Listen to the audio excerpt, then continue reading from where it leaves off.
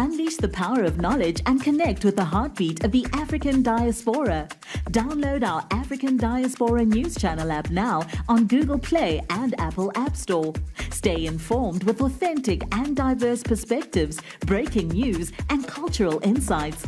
Immerse yourself in a community that celebrates unity, resilience, and progress. Experience the vibrancy of the diaspora at your fingertips. Don't miss out. Empower your perspective today. Search African Diaspora News Channel and join the conversation. You know, institutions, the folks, they're doing the most to resist Black history being taught, to erase Black history.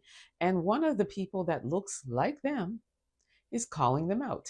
Take a look. Accurate history is teaching white Americans how white slave owners beat, humiliated, mutilated, and cannibalized their slaves. Accurate history is teaching that George Washington's false teeth were made out of his slaves' teeth. Accurate history is teaching that Abraham Lincoln may have said some words and signed some, but he did not physically do anything to free the slaves. The white abolitionists also often get almost total credit for freeing the slaves. I bet you've never even asked yourself what the slaves were doing to free themselves, and the answer to that is most of the work, including giving the ultimatum of war. But then we get a bunch of white people mad that their kids might feel guilty if we teach real history. It's not about your white child's feelings. Teaching accurate history isn't about white people's feelings, but that does sound like something that someone who's only ever been taught a white glorifying version of history would counter with. Ask why we ever felt like we needed to curate a false version of what white people did and did not do to Black people to begin with. And then ask yourself why white politicians are verbally attacking real history by calling it slurs, which is by default also the act of calling Black people slurs. No lies were told here.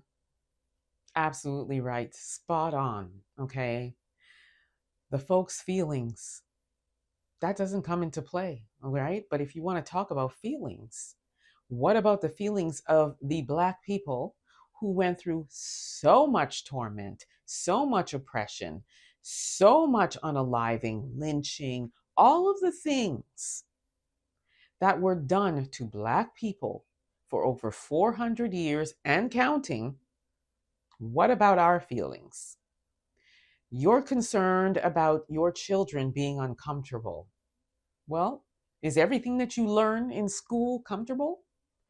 I'm sure it's not. I know there were things that weren't comfortable for me in school, but that's all part of learning.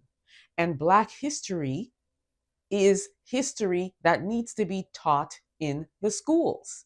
The children need to know about the history of Black people. But let me ask all of those that resist, what exactly is it that you're afraid of? Are you afraid that your children are going to learn the actual truth of the oppression and the racism and the horrible, tormented ways that our people were treated and continue to be treated? Is that what you're afraid of? Well, that's just too bad, because Black history is American history. And we're not going anywhere. The history's not going anywhere.